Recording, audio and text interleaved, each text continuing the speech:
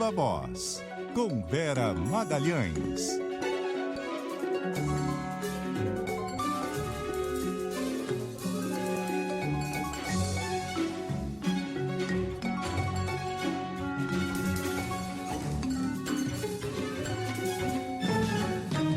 Vera Magalhães, muito boa noite, tudo bem?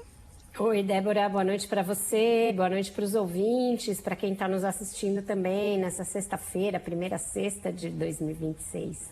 E a gente achando que o resumo ia ser o resumo do ano, porque, enfim, última semana do ano, tal, não ia ter muita coisa, e o que mais tem é notícia, né? Inclusive notícia de hoje.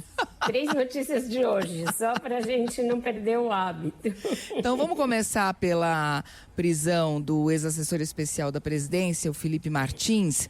A cada integrante da trama golpista que tenta infringir as medidas cautelares, fica mais difícil a prisão domiciliar de Bolsonaro? Isso está intimamente ligado?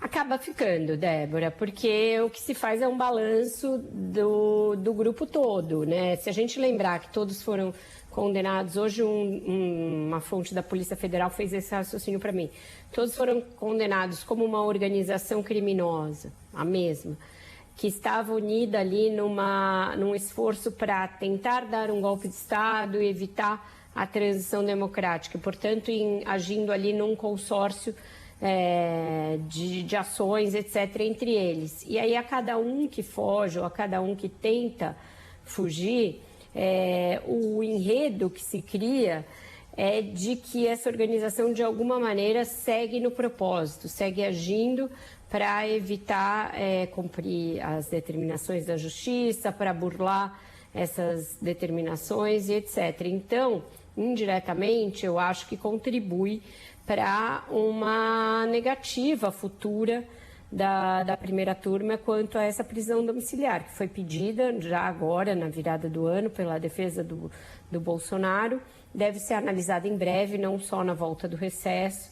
Acho que ainda deve ter uma resposta agora por esses dias. O que o ministro Alexandre de Moraes tem feito é flexibilizar algumas das restrições para visitas ao ex-presidente. Então, liberou os filhos, com exceção do Eduardo Bolsonaro, para visitarem-no e está ali dando a entender que não vai criar nenhum embaraço nesse período em que ele está em convalescença e fazendo ainda uma série de procedimentos para tentar melhorar dos soluços persistentes dos quais ele sofre. Então, eu acho que uma coisa é isso, e aí pode até prorrogar por mais um tempo, o período até que ele volte para a Polícia Federal, para a carceragem da Polícia Federal, né, para a salinha dele, não chega a ser uma carceragem, mas até aqui não tenho muitos indícios de como ele vai agir em relação a essa questão da domiciliar, mas a gente vê que ele está apertando os parafusos em relação a todos os outros. Primeiro mandou todo mundo para a prisão domiciliar, depois que o Silvinei Vasquez tentou fugir, Felipe Martins tinha ido nessa leva no sábado passado, e aí infringiu uma das determinações dessa domiciliar, que era de não poder usar as redes sociais, então foi levado preventivamente para o regime fechado. E aí logo em seguida deverá começar a cumprir a pena dele, porque ele foi condenado, já foi sentenciado a 21 anos de prisão, mas ainda não transitou em julgado, porque a defesa dele ainda está apresentando os últimos recursos. Então é nessa fase que a gente está, nessa etapa exatamente. E eu acho que sim, que todo mundo que causa tumulto no processo, os outros réus, os outros condenados, vão tornando mais difícil a análise da situação do próprio Bolsonaro. E outra notícia de hoje foi a determinação da Polícia Federal para que Eduardo Bolsonaro, que teve o mandato de deputado cassado, volte e se apresente para reassumir o cargo de escrivão na corporação. Você acha que essas decisões consolidam na parcela de direita da sociedade a impressão de que existe uma perseguição à família e também aos aliados de Bolsonaro?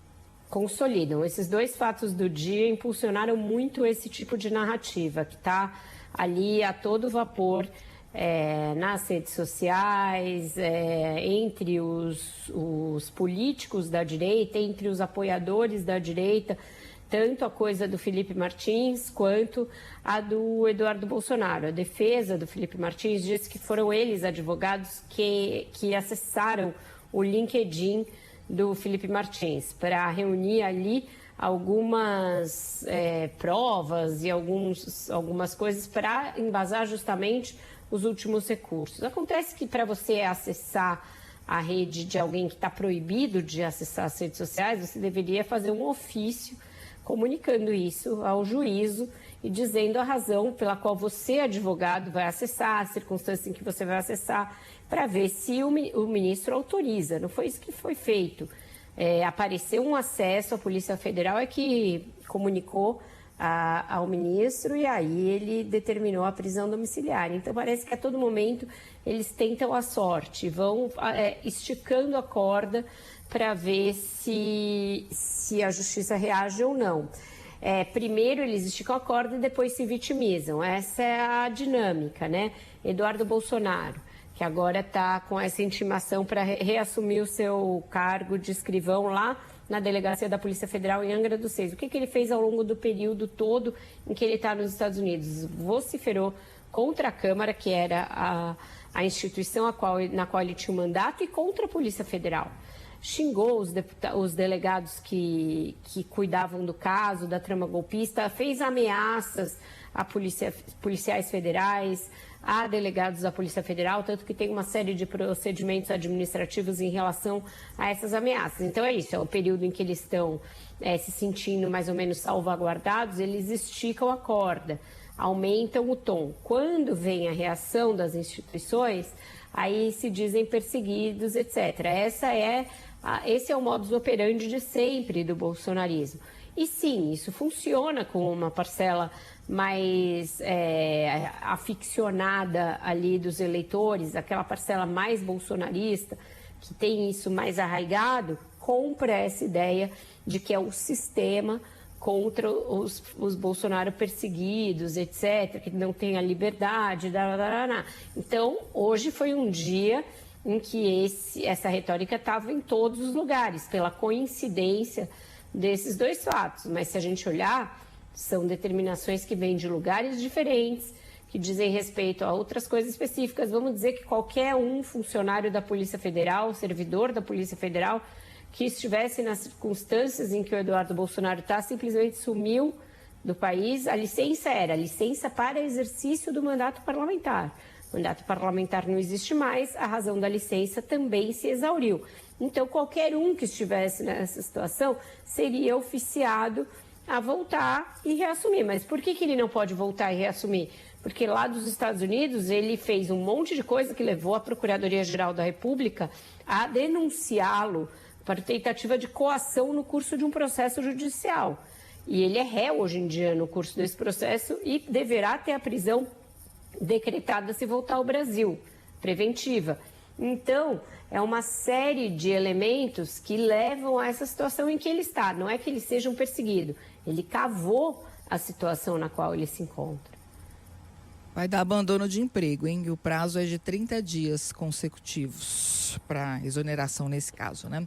Ô Vera, teve um outro assunto que não deu folga agora na virada do ano, que foi o do Banco Master. E hoje o TCU determinou uma inspeção para verificar as ações do Banco Central no processo de liquidação do banco. O que esperar desse procedimento?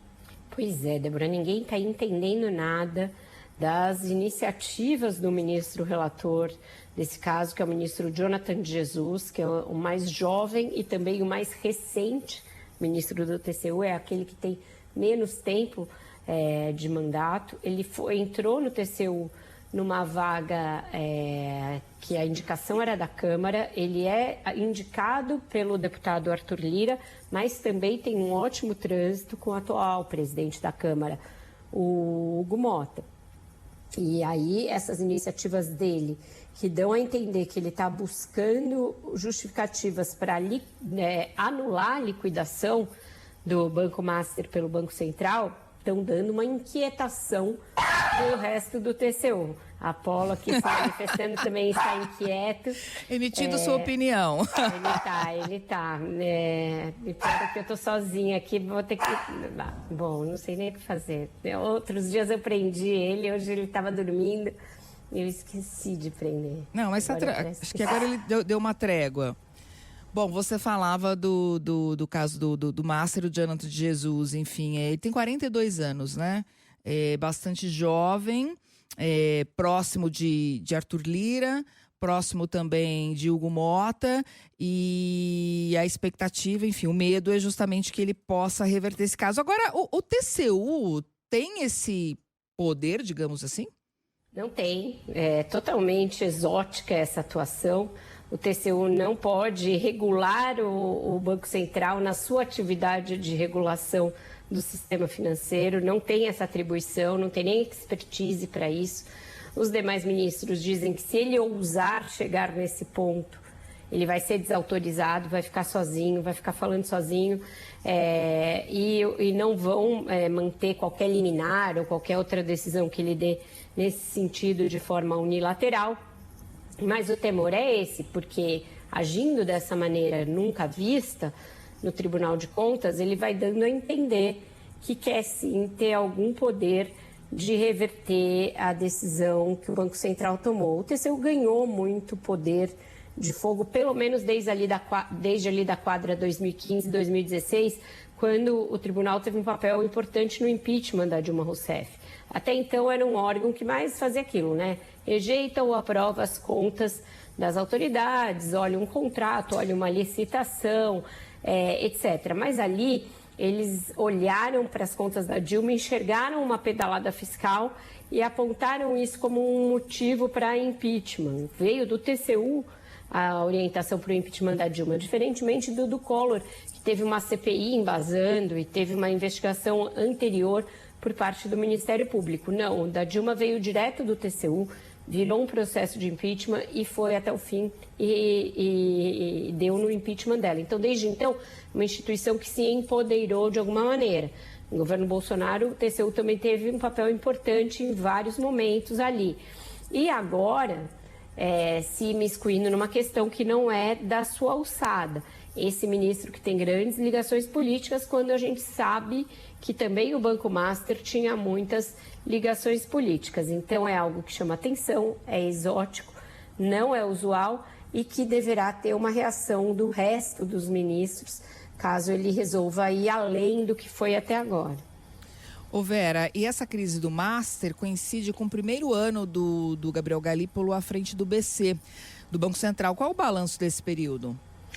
Um balanço em que ele acabou agradando, é meio irônico, mas ele acabou agradando mais o mercado do que o governo, né, Débora? Porque manteve as taxas de juros altas, quando o governo esperava que depois de um período de acomodação inicial, ele começasse o processo de redução dos juros, justamente pelo fato de ter sido designado pelo Lula e de muitos dos diretores de agora já serem indicados pelo Lula e não mais remanescentes do colegiado que estava lá quando era o Bolsonaro presidente. Mas não foi o que aconteceu. E não foi o que aconteceu porque a inflação continua desancorada. Ela está ali no topo da meta, mas continua sendo um problema porque não chegou na meta como um todo. Então, ele teve uma postura sempre ortodoxa, sempre conservadora. O mercado aprovou, a Faria Lima aprovou, mas o governo não pode falar mal dele publicamente, mas segue ali na expectativa de quando os juros vão começar a baixar. E a gente sabe que não é algo tão simples assim. Vera, e começou também o último ano de mandato de Lula. Com a proximidade das eleições chegando, começam também os rumores de reforma ministerial para a saída daqueles ministros que serão candidatos. Quando que essa troca deve acontecer e quem deve sair? Olha, a troca deve acontecer, tem que acontecer até abril, mas o Lula gostaria que quem for candidato já saia antes para que o governo não fique ali com uma crise de continuidade, não fique com alguém interino tampão por muito pouco tempo.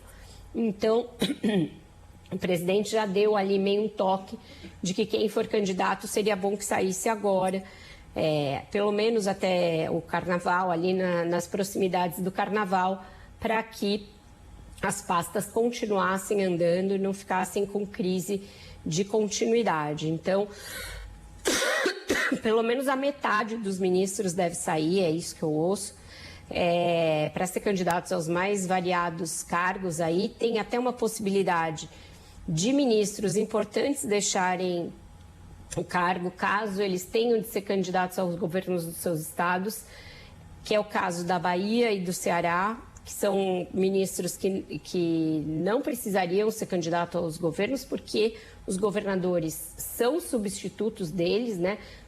São sucessores deles e têm direito à reeleição.